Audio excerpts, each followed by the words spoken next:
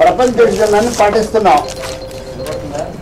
ఈ కార్యక్రమంలో professor of orthopaedics doctor Achyut garu, Laurus lab head Shekhar గారు, మైలాన్ ల్యాబ్ హెడ్ నరేంద్ర గారు, తదితర నా వైద్య సిబ్బంది అందరూ కూడా ఈ కార్యక్రమానికి రావడం ఎంతో ఆనందంగా ఉంది.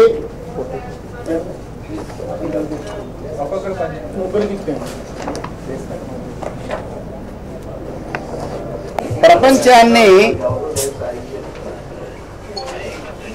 ఎయిడ్స్ అనేటటువంటి వ్యాధి 80వ దశకంలో లాస్ ఏంజల్స్, న్యూయార్క్ మహానగరాల్లో మొట్టమొదట స్వెల్లింగ్ కానుకల్లో అత్యంత భయంకరంగా ప్రారంభమైంది. భయంకరం అంటే అర్థం ఏంటంటే వ్యాధులు తెలిసిన తర్వాత మహా బ్రతికితే 3 మాసాల నుంచి 6 మాసాలు బ్రతికేవారు. రాక్ హడ్సన్ అనేటటువంటి ఒక హాలీవుడ్ స్టార్, ఆయన ఆరోగ్యం బాగోలేదని చెప్పి లాస్ ఏంజల్స్ నుంచి న్యూయార్క్ వెళ్తున్నారు. విమానంలో వెళ్తుంటే ఆ విమానం రమారమి 325 మంది ప్రయాణికులకు వెళ్తుంది. ఎలాగ తెలిసిందో రాకర్స్ అనేటటువంటి హాలీవుడ్ స్టార్, మీకు చెప్పాలంటే భారతదేశంలో అమితాబ్ బచ్చన్, ఆంధ్ర రాష్ట్రంలో ఒక చిరంజీవి, ఆ స్థాయి ఉన్నటువంటి ఆ సినిమా యాక్టరు ఎలిజబెత్ టేలర్, ప్రపంచ ప్రఖ్యాత సుందరి, క్లియోపాత్ర అనేటటువంటి హాలీవుడ్ సినిమాలో హీరోయిన్ ఆవిడతో కలిసి పనిచేసినటువంటి రాక్ హడ్సన్ ఎప్పుడైతే పాజిటివ్ అని తెలిసిందో 325 మంది విమానం గెలిపోయారు. ఒక్కసారి అమెరికా ఉలిక్కి పడింది. ప్రపంచ దేశాలన్నీ కూడా ఉలిక్కి పడ్డాయి. ఏమిటి వ్యాధి? ఎవరికో ఒకరికి వ్యాధి ఉంటే 325 మంది విమానం గెలిపోవడం ఏమిటి అంటే హెచ్ఐవి అంటే అంత భయానకంగా ఉన్నటువంటి వ్యాధి.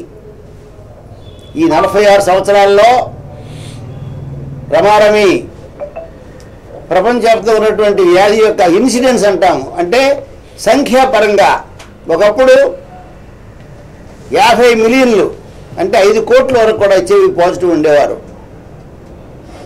ఈవేళ ప్రపంచంలో 40 కోట్లకు తగ్గారు. భారతదేశంలో 2.5 మిలియన్లు ఉండేవారు, అంటే 25 lakhs గత 2 సంవత్సరాలుగా. అదే 10 ఏళ్ల క్రితం అయితే మన దేశంలో 5.7 మిలియన్లు అంటే 57 lakhs ఉండేవారు. హెచ్ఐవి యొక్క ఇన్ఫెక్షన్ తగ్గింది, కానీ ఎయిడ్స్ మరణాలు ఘోరంగా పెరుగుతున్నాయి.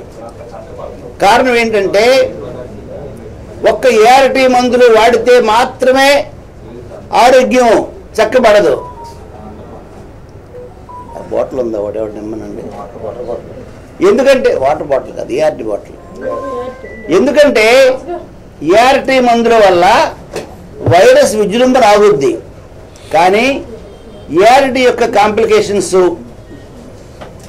అలాగే హెచ్ఐవి అనే వైరస్ శరీరంలో సంవత్సరాల తరబడి ఉండేటప్పుడు లివర్ మీద అటాక్ చేస్తే కామెర్లు వచ్చి లివర్ క్యాన్సర్ రావడం, బ్రెయిన్ మీద అటాక్ చేస్తే బ్రెయిన్లో ట్యూమర్లు, స్ట్రోకులు రావడం, గుండె మీద అటాక్ చేస్తే కార్డియోమయోపతి, గుండె బాగా సైజు పెరిగిపోయి హార్ట్ అటాక్స్ రావడం.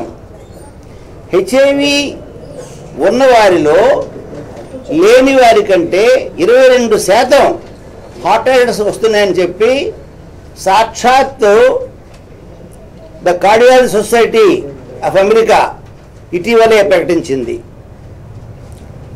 అయితే మన దేశంలో వ్యాధి తగ్గినప్పుడు కూడా ఎందుకంటే ప్రచారం చేయాలి అని అనుకోవచ్చు మీరు. వ్యాధి తగ్గడం కాదండి, ఈ భూమి మీద ఆఖరి కేసులు లేనంత వరకు కూడా హెచ్ఐవి నివారణ సూత్రాలు, safe sex, safe needle, safe blood, safe parenthood అని చెప్పాలి మనం. రెండవది మీకు తెలిసి వేళ జనరేషన్ జెడ్ అంటే మంచి యూత్. ఉదాహరణకి 14 సంవత్సరాలు 15 సంవత్సరాల నుంచి 30 సంవత్సరాల మధ్య ఉన్నటువంటి యువత మన భారతదేశంలో ఇవాళ 70% ఉన్నారు. అయితే వారు రిస్క్ బిహేవియర్, సహనం ఉండటం లేదు.